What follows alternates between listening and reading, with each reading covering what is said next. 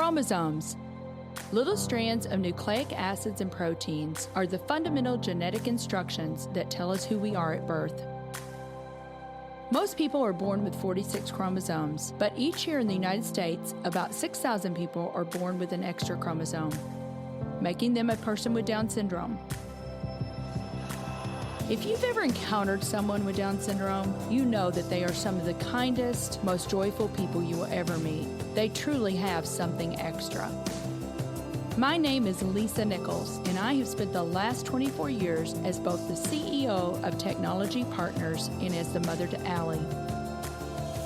Allie has something extra in every sense of the word. I have been blessed to be by her side as she impacts everyone she meets. Through these two important roles as CEO and mother to Allie, I have witnessed countless life lessons that have fundamentally changed the way I look at the world.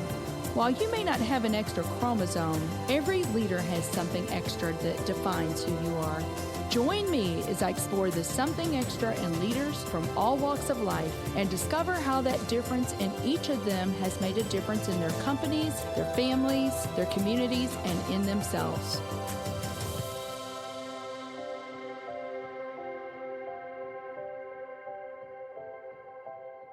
I'm very excited to have Bhavani Amirthalingam on the show today. Bhavani is the SVP, Chief Digital Information Officer at Ameren here in St. Louis and brings over 20 years of experience building leadership teams, driving change, and leading innovation.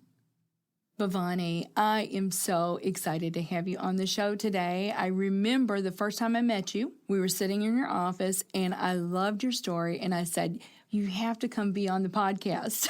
That was probably at least a year ago. So thank you so much for making the time. I know you're incredibly busy. Oh, it's a pleasure, Lisa. I do remember that conversation, and I think it was very fun. And yes. I'm looking forward to it. Thank you for having me. Absolutely. Well, let's just dive right on in. So talk to me a little bit about how you grew up, and then we'll go over some other things. I was born and raised in India, so I grew up. I was born in Bangalore. Spent the first 10 years of my life there, and then moved to a place called Chennai. I think I was probably 12 years old when computers first showed up in school, and it was something you got to do, for about an hour. And, a few weeks in, I really enjoyed it, and I learned that you could actually show up to school on a Saturday, and you had the entire day you could work on computers, do what you wanted. And so I started doing that, and my mom was like, what are you doing, on a Saturday? And my dad went, a lot worse things she could be doing, let her go. And so it started as a hobby, quite honestly, and I went on to go do a bachelor's in computer science, and I worked every summer, during my bachelor's, and I realized what I really loved was going in and solving business problems using technology, and then decided to go pursue an MBA, with a focus around information management. And then got into the consulting space, which was, fabulous. I got to work very large customers, very complex environments. And then there was an opportunity out east here at Sony that actually brought me to the U.S. Brought you to the States. I remember that. Yeah. Yes. So I was really 23 years old, landed in New York City, and it's been such a fun but crazy ride since then. You have had just an illustrious career. You really have, because you started at Sony. Is that when you were recruited by Schneider? Then you were recruited? No, you were recruited by Worldwide Technology right here in St. Louis. I remember that. That's right. I actually met my husband, when I was out east, and he was moving to St. Louis to finish up school, and you know how long distance is just painful. And I said, I'm going to pick up and move, and start looking for opportunities. And that's when I ran into the opportunity at Worldwide. I actually interviewed on a Sunday at Worldwide. And on a Sunday at Worldwide. And it was just such a fabulous experience, great environment, fabulous culture. And there was something very, magical when you kind of go through that experience. And I started, I think it was back in 99, What was your role, Bhavani? What did you start as? Yeah, sure. I was right before the dot-com boom, and I started really in the e-commerce space for Worldwide. And, it's a technology company, so I just got an opportunity to do a myriad of different things. there. No day or no week or month was the same with the amount of change that just happens in the tech space, but also the fact that, they were a high growth environment. And, I was there at 15 years at Worldwide, and I'll tell you, 10 years, the top line grew 25% year over year, and the bottom line grew like 29% year over year. So you just, it's a different place literally every year, and the opportunities that come to you in that type of environment. Fabulous. Yes, that type of environment. Great people, some fabulous mentors and sponsors that I had. Jim Kavanaugh, you said he was a great mentor to you. Absolutely, and it's still to this day, and just learned a lot about being entrepreneurial, taking smart risk, being courageous, working hard, integrity, humility. You learn a lot. So, very thankful and grateful, for all the opportunities, quite frankly, I've had so far. So you said the word entrepreneurial. Talk about that. Is that important to be entrepreneurial within an organization? Because sometimes people think entrepreneurial starting something outside. I think it's an absolutely key piece for success in general. Treat what you're doing like it is your own, and, learn to take smart risk, with what you're trying to do and accomplish, whether you're part of an organization or you're off going and doing something on your own. I think just that spirit of venturing into something that you may not have it all figured out, but knowing how to check and adjust and along the way, right, I think is really important. So you were at Worldwide for 15 years, and then you were recruited away from Worldwide to Schneider, right, to be the CIO. That's right. And I think when I first met you, you were at Schneider. So talk about that journey. How did that come about? You probably weren't even looking, were you? No, I was Bhavani? not. No, I was not.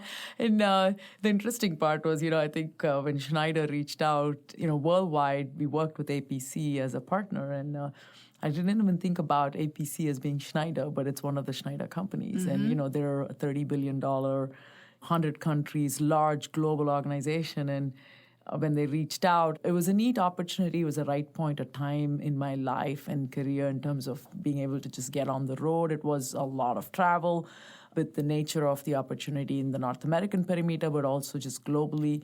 And I loved it. I learned so much, going through. And I've been so fortunate with all the sponsorship mentors I've had. I had a fantastic mentor with Annette Clayton, who is the CEO for the North American operations, that, has always continued to, raise the bar. And, when people put more faith in you than you will, it really helps you That's amazing, push yourself. Isn't it? And she's just been a fantastic role model in so many different ways. No, that's really interesting because you definitely don't want to disappoint. And I'm thinking in one of our conversations, I'll never forget what you said, Bhavani. You said, I've never really worked to build my resume. And you said, what I have done in every opportunity that I've been given is to focus on bringing value. And when I've done that, my resume's built itself. And I just think that is such awesome advice because it really is. It's the value that you bring, and then, your resume just continues to build, and then people come looking for you. I'm a big believer of it. I think you focus on the outcome, you focus on and not the optics, and then everything else follows from there. I remember, my dad, when I was very young, would say, make yourself useful wherever you are, whatever you do. And I think it's it's just taking that mindset to what you do. Do what you're doing with passion, with integrity, with humility, because, no single person makes anything happen in this world. And so true. Really just approaching it with a spirit of teamwork and work ethic is really important. Work really. Nothing comes easy in life. So. Great words of advice. Great words of advice. So from Schneider then, someone did come looking for you. And so your latest role has been as the Chief Digital Innovation Officer, correct? Chief Digital Information Officer for Ameren.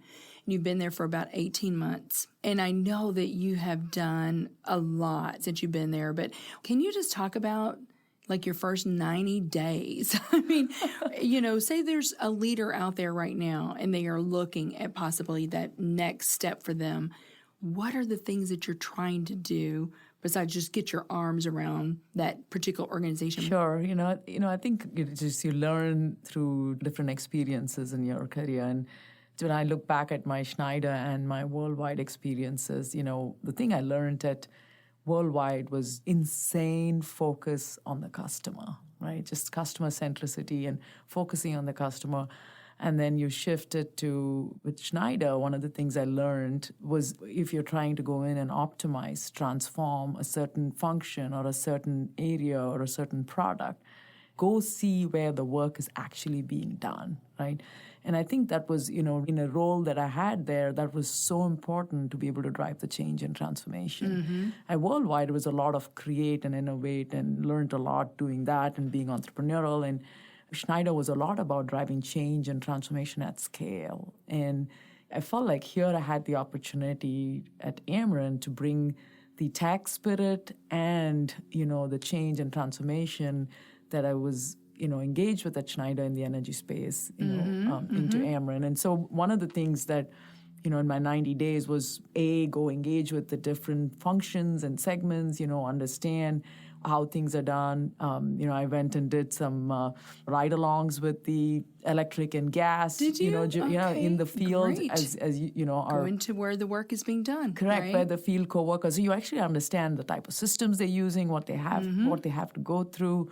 I, went out to the customer care center and actually took some calls, along with our customer care center reps. So you actually understand what does the customer experience feel like. Right. It's the same with, your own team. I'll tell you the one thing that's been so humbling about Ameren is just the people. It's an amazing organization. I've been in a lot of places, but when I look at the people there, people are very smart, very hardworking, but extremely humble. And so, a very service-minded organization, right? And so I really wanted to make sure I can get to know the teams within my digital organization, but also within the extended Ameren organization. So, and then you're not going to get it all done Of course yourself. not. And you've got to Right, build, right. partnerships. And so I made sure I met with different partners. That's actually... I do know, because Technology Partners is one of your partners, right? And I remember you coming out here That's and right. meeting with our team. And I know that you've done a lot while you've been there, and you've built an amazing team.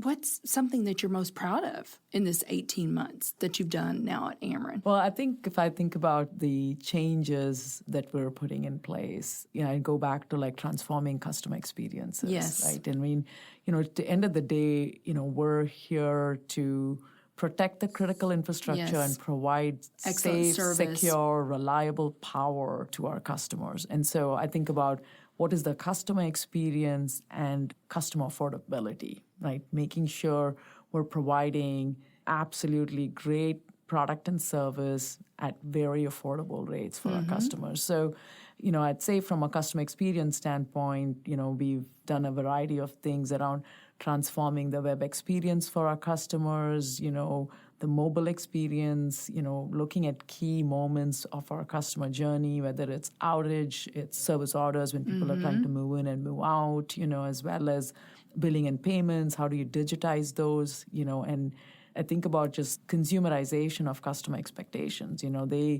They have certain expectations based on the experience they see when they go to Amazon or they go and order pizza online, and they want to make sure they are able to engage with their experience. utility with the same, with the same level of ease, right? And so we took the key moments of the journey, customer journeys, and then focused on that. And that's been, again, very focused on customer experience.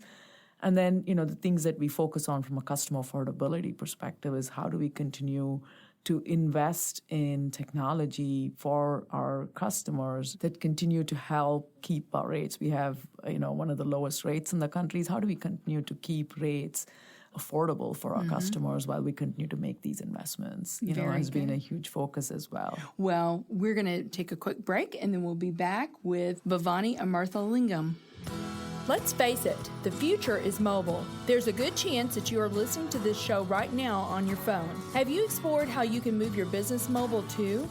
Our mobile apps team at Technology Partners makes it their mission to move our clients into the hands of their employees and customers and change their business processes to meet the demands of their users. Let's work together and build a dynamic mobile app for your team. Go to tpi.co/mobile apps and get the conversation started about how we can help you get your new application off the ground.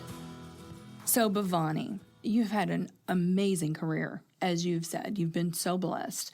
But you've been in a career that has traditionally been male-dominated. But I just look at St. Louis and I think about St. Louis. There are so many women leaders now in technology in St. Louis, and obviously you're one of those. What are some of the challenges that you feel like you've had to overcome? But what would you tell young girls? We need more people in STEM, do we not? Yes, absolutely. And certainly we need more women. How can we all help? No, I think that's a great question. There's so much to STEM, and sometimes I think folks can think of it and say, well, if I don't like math, I'm not going to go do STEM. And I don't think that's necessarily the case. And, there's so much to, doing science that may not actually have to do with your math skills or your computer skills, medicine, biology, research. I think about even the technology world, to make a good technology product come to life, while you need technologists, you need user experience folks, you need the left and the right skills, brains. Exactly. Right? You need folks that can actually market the product. Mm-hmm. And so I do think there's so many different aspects to making STEM come live. And I actually like STEAM more than even STEM. Yes, I do too. Put the arts in there. Mm-hmm. And I think in terms of encouraging girls to take on, I think part of it is just there shouldn't be a stigma to it or a fear. I don't think there is boys are better at this or girls are better. I think anyone should be able to go do any of it. I think just having that mindset and being able to encourage girls to go in and do that early on, very early on, I think is huge. Men or women, I do think, you set your ceiling. So if you don't want to have one and you want to be bold, you want to be courageous, you can go pursue anything that you really want to go do. And so I think from that standpoint, it's about encouraging girls to be brave. I think about just good leaders in general, right? It's being courageous, having the curiosity to go learn, and being compassionate. I just think if you bring those elements, and I do think getting girls into that mode really early on goes a long way. That's your 3 C's, right? That's my 3 C's, that's right. So curiosity, courage, and compassionate. So dive into the compassionate piece. Why is that important? I think it's extremely important. The most important things don't get accomplished by a single individual. And it's about a team coming together. And it's approaching a situation or a problem. While you bring critical thinking to it, you bring curiosity to how to solve this problem, to it. You have to bring courage to it. You have to bring compassion to what is the problem you're trying to solve, who else is engaged with, what does that The human team... factor. Correct, it's kind of absolutely. The human factor and I think that. it is more important today than it has ever been, where, we have so much technology coming at us. I think the human factor and compassion, by far is an extremely important attribute, I think, as the world continues to change. That's really a great point, because we both know change is hard. And having compassion for your people. Yeah. Yes, absolutely. To embrace that change. Yes, absolutely. Understanding that people go through the change curve at different paces. Rates. Exactly. The pace can be very different. Yes. I sometimes say it's the change journey can feel like, it's crazy. When you first start going, I can't believe this, and then it moves from being crazy to this is dangerous, how I worked has actually shifted. Yes. And then it goes from there to being obvious. And people take different paths to get there. Some people can get there to the end state very quickly. And I think just being compassionate and patient, not everyone's already there. That's right. And being able to do that together. Those are such great points. And not to tickle your ears, Bhavani, but I will say the very first time I met you, you are an approachable, you're just a kind person. Oh. And I know we just had a conversation a few weeks ago, and I was telling you about something going on personally in our life that's been difficult. And you're like, well, my husband is a doctor. Anytime you would want, him to, if he can help, and you're just a very kind person. So I can definitely see that. I love that you brought that out. So there's so many emerging technologies out there. What do you see as those things coming down the pike that maybe will change the utility industry? I mean, what are those technologies? Yeah, no, absolutely. I could talk about it for hours. Okay. No, we can do part two. It's a very passionate topic. No, I think, there's so much change happening right now in the energy space. And, quite frankly, it's happening across industries. But when you take it and relate it to the energy space and the utility, you've got the convergence of IT and OT happening. So IoT, really, you have devices going on, traditional devices going on to the grid that are now connected devices, right? You have smart meters being implemented that are sending data in a volume and velocity that we've never seen before. And so you talk about, big data, you talk about the analytics you can drive on it to be able to drive the right customer experience, to drive grid optimization, asset health. So really, how do you leverage data that's coming from a lot of the connected assets and leverage AI, leverage machine learning, and is one of many things that you can, do as it relates to emerging technologies and the grid. I think about the communication infrastructure that is actually needed to be able to support this volume and velocity of interactions, as well as, the grid itself, the SCADA itself being connected. And so really making sure you've got investing in that right communication infrastructure for utilities as they continue to expand is a key element of the grid of the future as well. Sure. So, okay. Well, one thing's for sure, there's going to be change. Change is coming, right? That's right. One thing we can be sure of when we're in technology. So this is something extra. What do you believe, Bhavani, is something extra that every leader needs? I go back to my 3 C's. I really do. I feel like if you keep those 3 top of mind, you can really approach any problem. And I think about them again in the context of curiosity to learn. Like, especially in the technology world, things are changing every minute, forget every day. And so it really is understanding, having that curiosity to learn, because nothing stays the same. Right. And so, I think that's so important, curiosity to learn the technology, but the business, the industry, customers, there's so much to go do.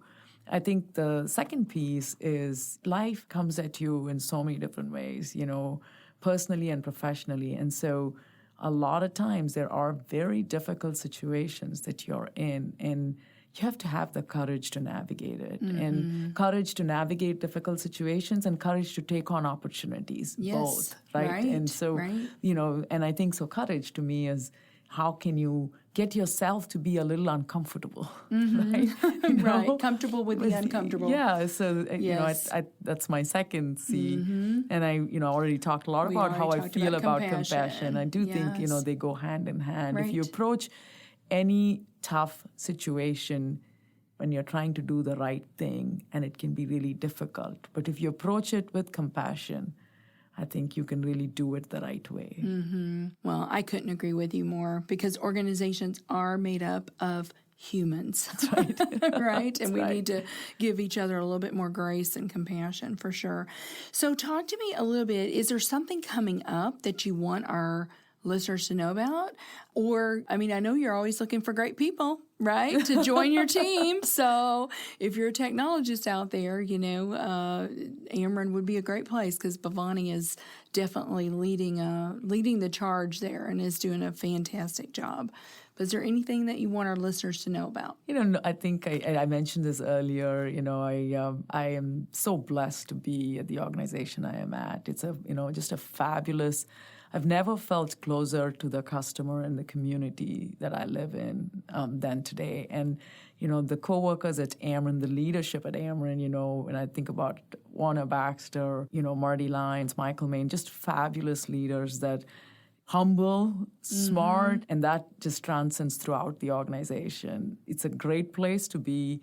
It's a fantastic time for the industry and what we're going through. And so anyone that looks at it and says they want to do some really cool things and work with some very neat people, while doing that, I think Ameren's a place to be. Yes, very good. Well, hopefully you're going to have some people reaching out to you and talking about possibly joining the team. Well, Bhavani, this has just been so much fun for me. I've loved it. And I do think that we probably could sit here for a few more hours and talk, but thank you so much for making the time. I know how incredibly busy you are. So, thank you. Thanks for having me, Lisa. Very good. Thank you for listening to today's show. Something Extra with Lisa Nichols is a Technology Partners production. Copyright Technology Partners, Inc., 2019. For show notes or to reach Lisa, visit tpi.co/podcast. Don't forget to leave a review on Apple Podcasts, Google Play, or wherever you listen.